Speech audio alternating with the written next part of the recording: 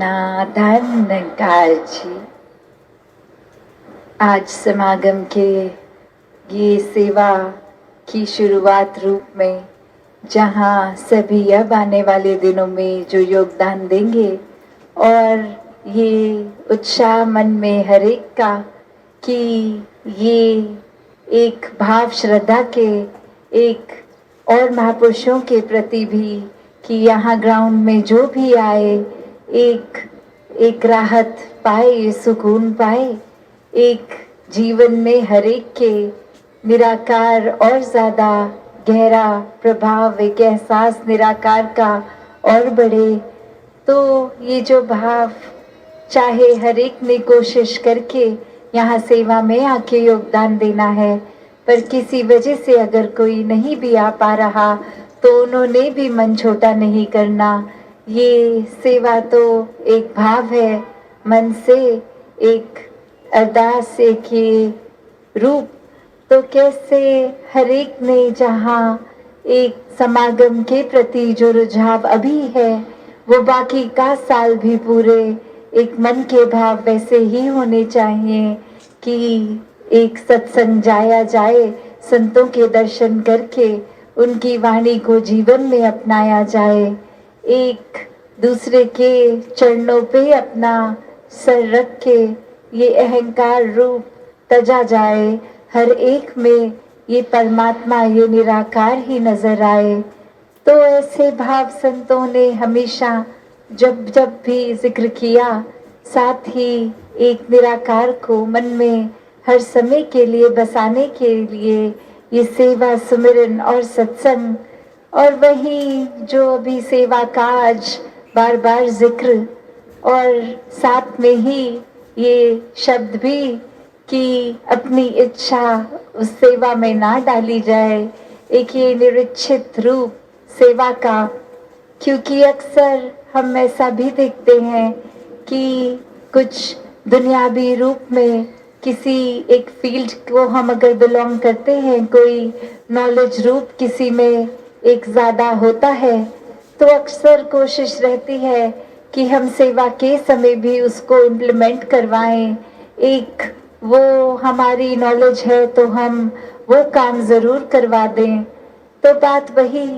कि जब ये हुक्म अनुसार का एक आता है रूप, तो वो ही एक ऑर्गेनाइज्ड वे है एक समागम के लिए, अगर उसकी तैयारियों के लिए,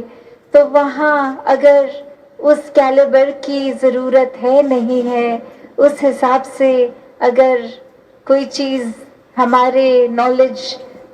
को अगर दर्शाती है और हमें करना है, तो वो ज़रूरी नहीं उस समय उसकी नीड है, उसकी ज़रूरत है। तो उसी अनुसार तभी वो जो हुक्म रूप में सेवा है कि जब जिस तरह एक आदेश आ रहा है वैसे ही एक रूप सेवा का बनता चलता है, तो वो एक सिस्टमैटिकली भी जहाँ और वहाँ एक मर्यादित रूप, एक मन से श्रद्धा है, तो फिर तो किसी तरह की भी सेवा कहीं पे भी लग जाए, वो मन में फिर कोई और भाव नहीं लाती। क्योंकि सेवा करने के समय तो संत हमेशा सिर्फ सेवा करने ही आते हैं, ना कि इसलिए कि कोई सेवा करते देखे या हमें अपने पसंद की जगह पर ही सेवा मिले। अक्सर मन इतना जुड़ भी जाता है एक तरह से एक सेवा करने के लिए कि अगर उस समय सेवा बोल दी जाए कि आज आपका एक ये ध्यान नहीं कि आप हर बारी अगर प्याऊ पे ही होते हैं तो आप इस बार प्याऊ पे नहीं, आप इस बार कहीं और टॉयलेट इत्यादि में अगर लग जाए, तो मन फिर एक उस सेवा को भी एक्सेप्ट करता है कि नहीं। मन में ये भाव भी कि इतने समय से इस जगह पर कर रहे हैं, इतने एक्सपर्ट हो गए हैं इस जगह पे सेवा करते करते, तो अब हमें कोई नई जगह पे क्यों डाला जा रहा है। तो भाव वो नहीं, भाव तो यही कि जहाँ जब ज़रूरत, एक कोई एक्टिविटी वाइज सेवा नहीं, सेवादार तो हर समय का सेवादार, हुक्म के अनुसार करने वाली, मन की इस इच्छाओं को, एक अहंकार रूप को छोड़ के पूरी तरह समर्पित रूप से ये सेवाएं, और जहाँ फिर वो सेवा है, वो सेवा को सेवा की तरह ही किया जाए, क्योंकि वो सिर्फ कोई कार्य नहीं कि अगर उदाहरण के तौर पे कि एक मिट्टी और तसले और वो तसलों में मिट्टी भर भर के आगे देना, तो ये भी मन में इसलिए नहीं कि रोज सुबह आ गए, पर वो मन का भाव तो सिर्फ कि आज कोई एक्सरसाइज हो जाए कि आज भार उठा लेंगे, या फिर एक रूप की कुछ हमारे शरीर का बल है, हम ये कर सकते हैं, वरना और कोई इतनी फुर्तीली तरह से नहीं कर पाएगा। तो अगर मन के भाव हैं ऐसे, तो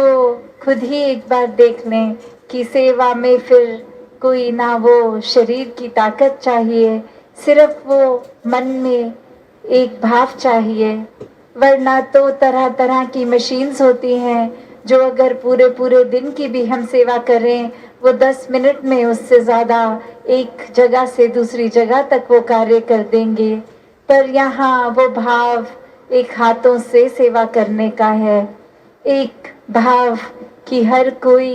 एक सेवा का एक फायदा उठाए। और ये फायदा क्या,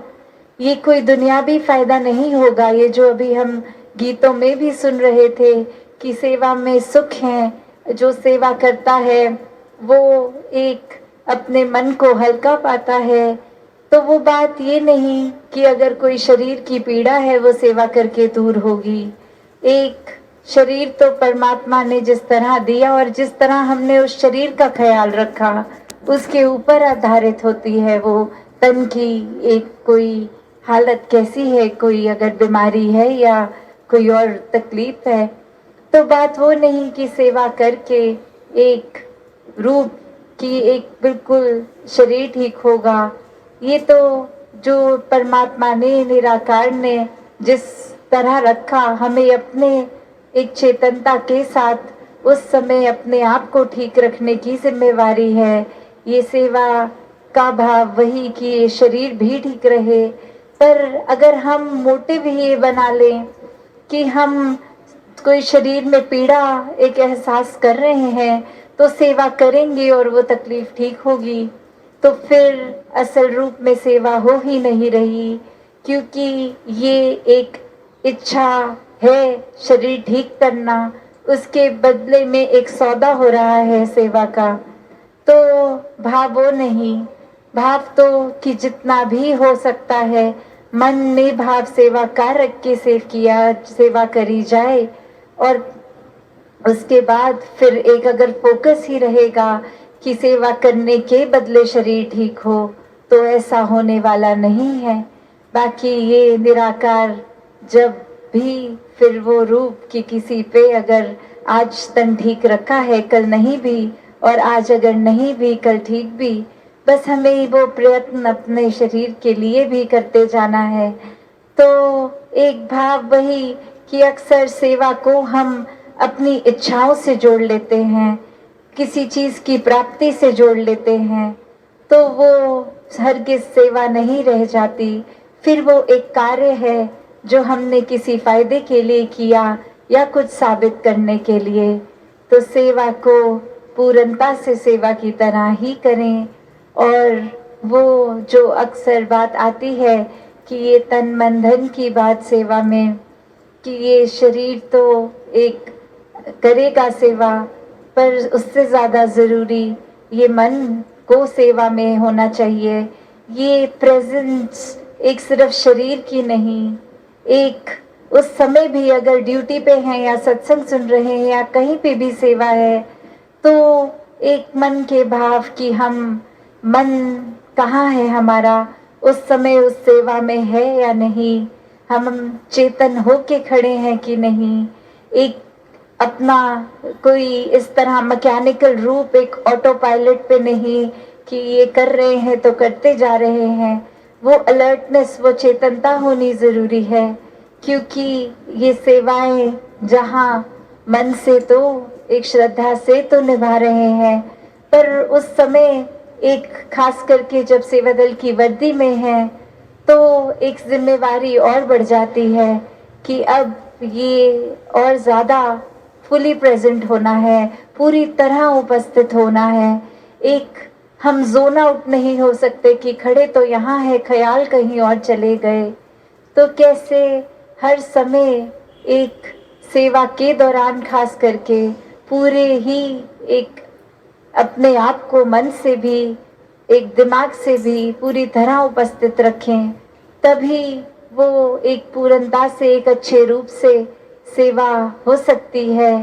वरना तो फिर भाव वही कि आए, वर्दी भी डाली, एक जगह पे खड़े भी हो गए, बैठ गए जो आदेश जैसे, पर उस समय क्या करना था वो तो किया नहीं। किस वजह से इस जगह, इस पर्टिकुलर जगह पे ड्यूटी लगी वो तो कार्य किया नहीं, बस इधर उधर देख के चले गए, तो भी वो बात उस तरह पूर्ण नहीं सेवा को कहलाई जाएगी। तो कैसे ये सिर्फ सेवा का भाव आगे आने वाले ग्राउंड में भी, जहाँ कैसी भी वो सेवा होती है, अक्सर वही कि इसमें कोई एज बैरियर नहीं है, इसमें कोई और तरह के फर्क नहीं है, बस अपने आप को एक हमें अवेलेबल रखना है।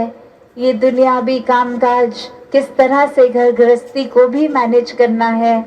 ये नहीं कि अगर घर पे कुछ ज़रूरी चीज़ है और उसको छोड़ के उस समय आना,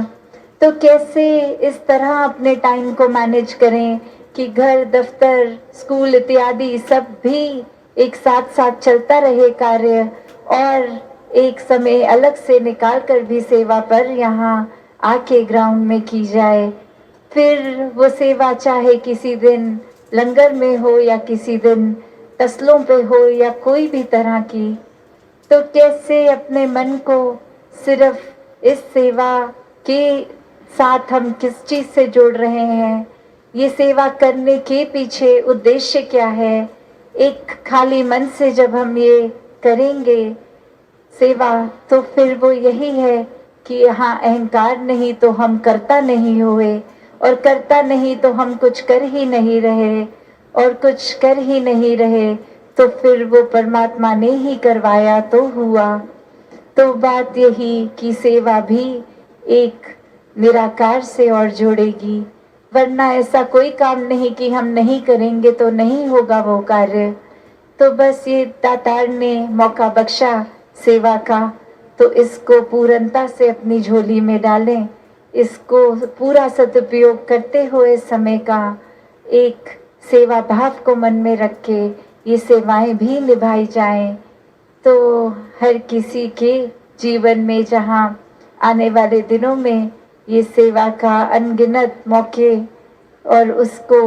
संभाल करते हुए उसको भी फॉर ग्रांटेड नहीं लेना, क्योंकि कभी भी ऐसी कोई परिस्थिति आ जाती है कि हम अगर आलस कर बैठे कि आज सेवा पे नहीं जाते, कल चले जाएंगे, तो क्या पता कल दातार ने लिखा भी है कि नहीं। तो कैसे एक हर समय पूर्णता से सदुपयोग करते हुए एक कभी भी एक भी पल को उस तरह नहीं लेना कि ये तो कोई बात नहीं, फिर मिल जाएगा मौका। तो अभी जो दातार ने बख्शा है मौका, उसी में जिए, उसी के साथ, इसी के साथ, इसी के रंग में रंग के जिए।